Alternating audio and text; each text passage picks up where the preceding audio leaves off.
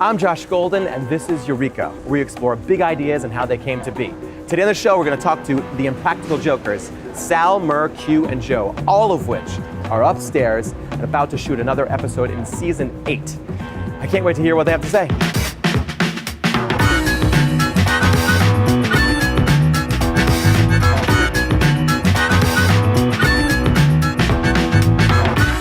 Warning, the following program contains scenes of graphic stupidity among 4 lifelong friends who compete to embarrass each other. So you get the navigation or... Joe, get to every question, say, let me go ask my manager, get out of the car and come back. Regular old tennis. Jump right now on the table, jump! They just can't get comfortable.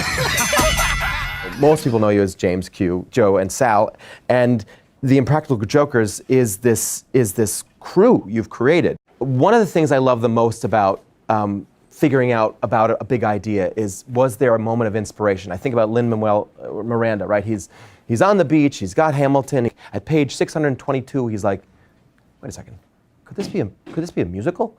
So for you guys, for Impractical Jokers, was there a moment back in high school, I'm guessing, of like there was an idea or a moment of serendipity that allowed you to sort of develop what Impractical Jokers is today? There was the 4 of us. We went to high school together, like you said, and we were in history class, and we were actually learning about Alexander Hamilton. Yeah. We were in page 620. The parallels 624, 625. We turned to each other and said, you know what? Is there a hidden camera? There's a hidden camera idea here. And we did I don't know if you saw the failed pilot. Hamilton does pranks. I don't know if you saw it. I missed it. We call them hammer pranks. We didn't really catch on. We eventually took Hamilton out of the show and became Impractical Jokers. Yeah. No, because he was like slow and boring, and he was an old guy. No, for us, I think it really just spawned from friendship, making each other laugh, because our show is basically just that. Our show is the 4 of us having a good time and making each other laugh more than it is anything about hidden camera or other people. It really is just this embarrassment type of comedy that we always use throughout our friendship to entertain each other. So at such a young age, we experience what everyone feels high school is, whatever they assign to high school, that experience. Moment of like my life of Yeah, like, I'm not cool. All the good, the bad, the bruises and the fun times. But that high school is such a moment in time. And we were in that vacuum together. And it's not that we were these crazy pranksters or anything, but we went to an all-boys Catholic high school. And we had that 4-year experience in our hometown. And it kind of I think informed maybe our personalities, maybe the way we interact with people. There's definitely some of that in there. And I'm not sure if our relationship or the show would be exactly the same if we weren't anchored from our freshman year at 13 years old of high school. I think that plays into our dynamic. We here at Delmonico Steakhouse. Happens when you realize, oh my God, is this thing gonna work? Because you all had day jobs, right? Can you share your day job before you? I was a baby salesman. I sold babies. I sold high-end baby gear, baby furniture for a company here. I was working 6 years and I had become the training program manager. I was actually the first one who had to quit my job though, because they wouldn't give me a leave of absence or anything. So I was the first one who jumped all in. I had to either make the decision, because when we did the pilot, they gave me the 2 weeks off to shoot the pilot, but then I needed 6 months off. So I talked to the CEO and I said, hey, I need 6 months off. And she's like, oh, so you're quitting? I was like, no, I just need 6 months off. Just 6 months. I'm just looking for. And she was like, no. She's like, you'll always be welcome back if it doesn't work out, but I have to replace you. So I was like, all right. And I talked to them. I was like, I have to quit. So we got to make this work. Oh my God. So I jumped in and quit and worked and really dove into the whole production part of it. I ran development for the TV company that sold the show. I was the head of development, SVP development for North South Productions, which is the producer of Jokers. So my job was to create and sell TV shows. That was convenient. And I did it, it was convenient. It did help set the meetings. But that was, and I kept that job through most of the series. Only in the past 2 years did I kind of transition out of it finally from pitching. Interesting. Two. I was a fireman, actually. I was with the FDNY. I had done about 8 years. And the first 2 seasons of the show, I was still working in the firehouse. So it was like we would shoot, and then I would go to the firehouse, work all night, come to set, shoot, then go back to the firehouse, work all day, and work all night, and then shoot, and then have a night off, and then be off from the TV show, but then have to go to the firehouse during the day. So the first 2 years of the show was like, it was zombie. It was very zombie-esque. Sal, what did you do? At the time we got the show, I was a co-owner of a bar music venue. It was a long journey there. I had a degree in finance, and out of school I eventually became a business systems analyst. I left that in Wow. about 2002 to bartend so I could focus on comedy. We used to make fun of him because we'd be trying to shoot, and he'd be on the phone with beer distributors and Ordering, stuff like like, that, ordering for the bar and stuff. I need 12 cases of Heineken. Yeah, like that. We'd be like, Sal, we gotta go. He's like, Hold I'm doing Mike's work. Hard What- Lemonade. I need 10. Forgot about that. Yeah, it was eight years I was bartending when we got the pilot. We shot the pilot, I was bartending, and then somewhere in between the show getting picked up, I was like, I couldn't put all my eggs in that basket, and I didn't really know. So I was always training to own the bar. I was managing the one I was at, and I was like, all right, I like this, and this is what I'm good at. So I ended up buying into a bar, and then just a couple of weeks later, we found out that the show got picked up. Oh my. So it was a new business and a new show, like kind of like Q. It's like all the efforts go in there, and I pressure. was able to maintain that for about 2 years. So after the second season, I think we all like took this leap of faith, and I left it in the second season. At the end of the second season, I left my job, and I've been doing this ever since. So speak about that then. So is that your moment that you knew it was gonna work? Is there, maybe it was during the first season, but tell me the moment you're like, oh my God, this is gonna be a thing. The more we did this, the more I fell in love with it, and the more I was like, I need to just commit to this life, Right. whether it's on this show or not. And so then I left. That was scary. It's still scary. Like, it's still scary. For me, there was a distinct moment. We started touring pretty early on, maybe in season 2, you think? Season 3? As the Tenderloins. We started touring, well, Impractical Jokers, Tenderloins, you know. We started touring in comedy clubs first. And we did... Season 1. Was it season 1? Yeah. Why do you season 1? So Yeah. like the, Yeah, 2012. we started performing in comedy clubs, and then pretty Well, quickly... we started at Gramercy here in New York. But how could you translate the show? How did you know that the show was going to? Well, we come from live performance. Yeah, we come Right. from a live performance background, Right. so we always wanted to perform on stage, and it's the live tour that's really the first time I felt like, wow, this is working. It's affecting people, because the tour quickly went from comedy clubs to, within a year we were doing small theaters. Yeah. Within 2 years we're doing middle-sized theaters, and then now we're 6-7 years into touring, and Arenas we're doing and arenas. And My goodness. and it's the live tour that I felt like for the first. It was, I remember the moment. It was summer 2014. We had been on TV for 3 years at that point, and we were on set, or maybe you and I were still living together or something. And I said, we had just come back from tour, and I couldn't believe the response from fans, because you don't feel it when you film the TV show. It's a hidden camera show. We're hidden in the back. Yeah. We don't feel how it affects people in their normal lives. And I said, well, one of us said, do you guys feel like things are different? Things are changing. It was a distinct moment that summer, and we all kind of said, yeah. And then I remember we had this conversation a few times over a few years, that it felt like every 6 months our lives were changing. Then it felt like every 3 months our lives were changing. And then on a monthly basis, something different was. I was like, Hey, I just loved that bit. Is there a bit? Novocaine, the Novocaine punishment, where they injected me with Novocaine, and I had to teach a cooking class. Delightful glass of Cabernet Sauvignon. Oh, Larry, hands down. Larry and Scoopski Patatas. Those are the ones I really hear about the most. But hands down, people think my name's Larry. Larry. Larry. Larry. Larry.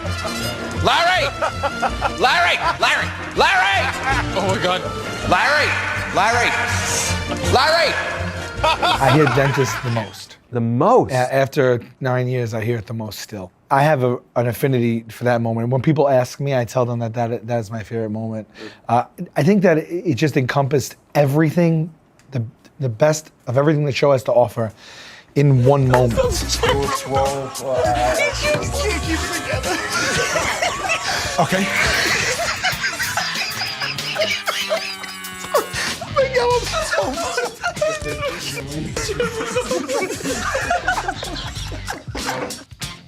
We're definitely gonna be able to fix it. If you want to do it today? So I like to think about when you were starting the journey of the show. Tell me the story of the pitch to truTV. We did a sizzle reel on our iPhones. I just went out and decided, let's get some of what we thought the show would be on like embarrassing ourselves and each other out in Give me the public age kind so of I thing. can get the framing. Well, this is 2010. 2010, yeah. Yeah. So we went into the Regal Cinemas in Times Square to Tyler Perry Victoria's Presents Secret. something. Victoria's It was Secret. a Victoria's Secret. We had to try on. Make sure they know the bra and panties you're Yeah. shopping Bra and for panties for for you. you. And we had those cheap little pens Yeah. that you could buy hidden the camera spy pens. with the hidden camera thing. So Oh, we put it in our yeah. pocket. Oh, yeah. And it's like we were trying on bras and We had the Victoria's. benefit when we shot it, and we already knew what we were going into. We created the tape, and we watched the tape, and we're like, "That's funny." Yeah. Like, it's kind of like a leg up to going with a tape that you already know is funny because you control that portion. And if you're going in with something you're holding in your hand that you know is undeniable, because that's the only barometer we have, right? What we think is funny. And so everything we've done before it, all the videos we made before, kind of trained us to be like, oh, the beats are right here, the moments are right. It'll be hard for someone not to agree this is funny. Every joke in our show works 5 times. Right now? Yes, I do. First, the guy in the back says it through the microphone. Let's see you do this. Turn to the bride and ask her. What style was your first wedding dress? Then you cut to the guy in the field that has to think about, can I do this? Then he decides to do it or not. Now this one's flowy. Fourth is the people in the back laughing. And the fifth is how the mark reacts to that moment as well. At the beginning of every season, we say, okay, what can we do different? And we were able to open it up. And when some of those ideas opened up, like we changed the goal. Because if you talk to anybody nowadays, how do you explain the show, right? Oh, it's these 4 friends, they put something in their ear and they tell each other what to say and do. That is a third of our show, a third out of 200. Right? The idea is the other challenges we have, the goals are different, the punishments are never that. So it's like, it's crazy that people, that's the easiest way to get people to get the idea, but that's not what our show is. And from our perspective, I was like, what else could we do? So when we came up with stuff like, what if we make the goal you can't laugh? Or what if we team up? Or like all these little innovations. Like I remember the first time we said, oh, we were working at it was like a Subway or something. We're like, oh, what if we put 2 of us back there? Could we get 2 earwigs? And we rented 2 earwigs. And it was like, oh my God, you both could hear us? Like little things like Changed that. the whole game. Changed the whole game. There's always a little something. And every time that worked. And that was when we're like, oh, okay, as long as we do that. You see that reaction, that's one little cue. We sell the show. Hey, One big deal. We sell the show. And then we go and we make the pilot. And then some stuff started happening on the pilot that were even funnier than the sales tape. We just fell into it kind of luckily. And then like, oh, wow, that's really funny. Like, okay, maybe we do have something. And then it airs. And people take to it a little bit. And you're like, all right, maybe they like it. But you never really are like, this is it. Because you just always feel like it can go away at any time. And then first season, you're like, all right, we got that season.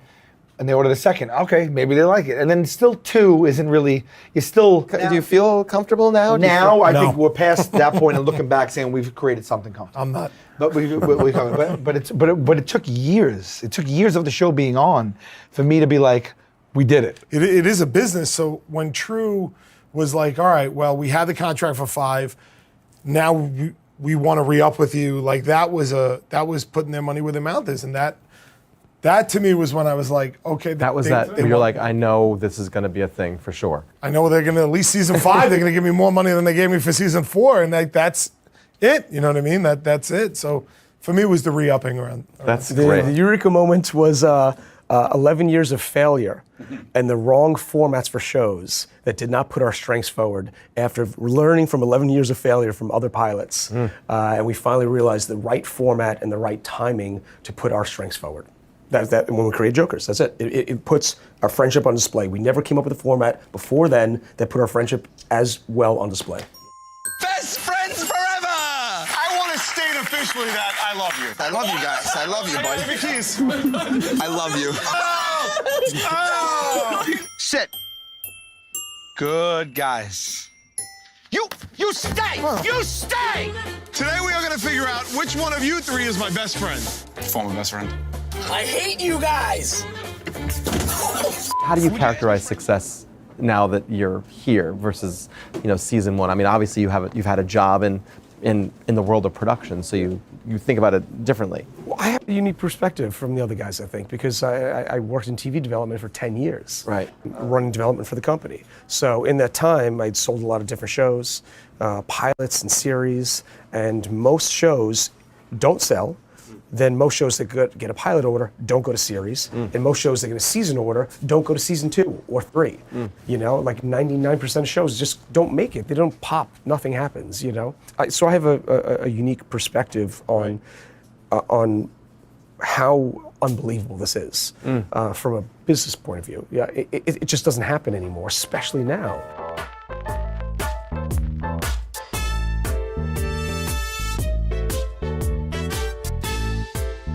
When we finished filming the pilot, our favorite thing about it that we thought made it work too was that we didn't have to act. You remember that? We were like, oh, we were ourselves. And that carries through to this. You see us on TV. We're not really acting unless we want to for something, but that was the thing that I personally was most nervous. I'm an atrocious actor. So I was so nervous about that. And I was like, I appreciate that. I think you're a fabulous actor. Because I'm being me. So in that moment, I think that was a big thing. And I remember having a lot of offline conversations, especially with Sal about it. And I was like, I just want to make sure that we get what's funny, and what's funny is us. And I think when we were done with the pilot and we saw the finished product and we were like, oh, we didn't really even try, which I don't even mean it that way, but you know what I mean? It wasn't like we weren't putting anything on. You're just you. And that, when we saw we could just be ourselves, I feel like that was a big moment. We had like 5 failed pilots, and they were scripted, and we were acting, we were trying to do all these things. We had some game shows, we had all these things. And then we said, and we're like, we would still come and be like, well, we're not masters at this. We're trying it. And what are we masters at? Well, we could nothing. Being you. Nobody could be me more than I could be me. And so when we said if we could just show up and have no pressure to do anything but what we do, like, so there's no wrong. That was like, then we realized the confidence in what we were creating that we didn't have before, and that gives you a roadmap. And we were like, and then it was so easy to be like, no, that's not right. Yeah, that's right. That's not right. That's right. And we kept whittling down and streamlining this idea. And I think that kind of we honed it by way of saying that we didn't have to do anything that we weren't familiar with before. That's awesome. What True said that they responded to was all the moments after the jokes where we were genuinely having fun. And that was when we took the meeting at True. They talked to us about us and liking what we did. This is fun. We are the voice coming through the intercom. Sal's got to bear the brunt of what we say. All right, here we go. We have someone? Hi, welcome to White Castle. What can I get you, face? Did you have a vision for where it could go when you joined? Well, I think the guys' chemistry, I think is, that's lightning in a bottle, and that is hard to replicate, and that's truly unique. That this isn't something that was trying to be forced. It wasn't. They didn't just cast 4 comedians. Right. But these guys, this is natural for them, right. Therefore that alone can propel it to go on for forever. Dedication means something and is different to each of us. So we don't necessarily have the same exact maybe definition of dedication or the same exact motivations. But I think all of that had to be in line for each of us to stay the course, to take the leap of faith, to be able to be with each other 24/7, 365. To, because there's just so many family life and, financial stuff and just what your goals are, what you want, what's fulfilling to you. Motivations and what fulfills us isn't the same for all of us. Right. But we each had to find what it was within that and stay the course with each other. And so I just think that, like, whatever each of our individual determinations and drives was, it was about all of us finding that and then being greater than the sum. Right. And so staying the course, working within what you wanted to be fulfilled with, and then also understanding how that applies to the 3 of us and being considerate of that. And just having the faith, the good fortune, the luck, the opportunity, just all those things converging. And it seemed easy because we just got lucky. There's a million people out there that could do this, that have ideas, that are ready and primed to go, that could be entertaining us, that we'll never know. Right. We're just lucky. We're just lucky. Opportunity meets preparedness and all that jazz and everything like that. And it is, I think it's a 1 in a billion chance. Like, as much as it seems easy, low. It's just winning the lottery. So we won the lottery. And then we figured out how to not go broke after winning the lottery, which is what you hear, a lot of people do when they win the lottery. They don't know what to do with it. And somehow we got lucky, and then we got lucky in figuring out how to maintain it. We are never satisfied with what we've done. We keep trying to innovate every single season and push the format further and further and twist it in new and interesting ways. And we made a gentleman's agreement at the beginning of the show. If we ever feel we're not creating great work or changing the show or advancing the show in some way, we're keeping it relevant. If we're dialing it in or faking it, we stop it. The ideas are brilliant. Yeah. But so it's 6 weeks of pre-production work we that work you do hard to get to the actual. Well, it's 6 weeks of pre-production, but it's life. Like, we're always together, and we'll think of something anywhere, and we'll just jot down a note. send a text, do whatever. I'm always in contact with our head writers in our writers' room and like, hey guys, what about this? Like, think about this. And then when we come into pre-production, they'll have a wall. Like 8 months worth of, oh, this is something you said, do you want to try, or things like that. So we're always thinking about the show because we're always together too. Can you tell me, just repeat for me the story of that moment when you were playing the pilot for truTV, and that moment where you're realizing that someone else is finding this funny? Yeah, it was interesting. For me, I edited it. So I had seen it and worked on it. And when we made it, I was like, holy cow, this is really funny. And one moment that stands out to me is after I get up and I tell this theater of moviegoers that I farted and excused myself, we come out and it wasn't even really a part of it, but Sal is in legit tears, laughing, explaining why it was funny to me, and it's on camera. And I was like, let's put this in the tape. Let's have that moment. So, which is really, if you look at it, is really our BTS. From that moment, we decided we should look at and see what we think is funny in each other. And, right. And so for me, when we saw that, and then to see her to react to that moment, and look at Sal with tears in his eyes, laughing about something that we did was funny, and then look at the exec that's going to buy it and literally be losing it. And I was like, okay, this is it. Yeah, this is going to work.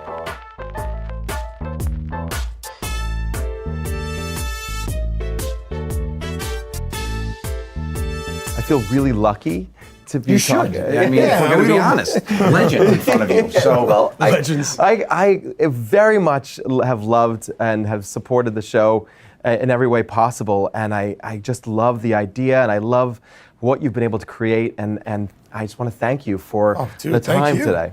So thank you. Thank you. Get him, guys. Thank you, Joe.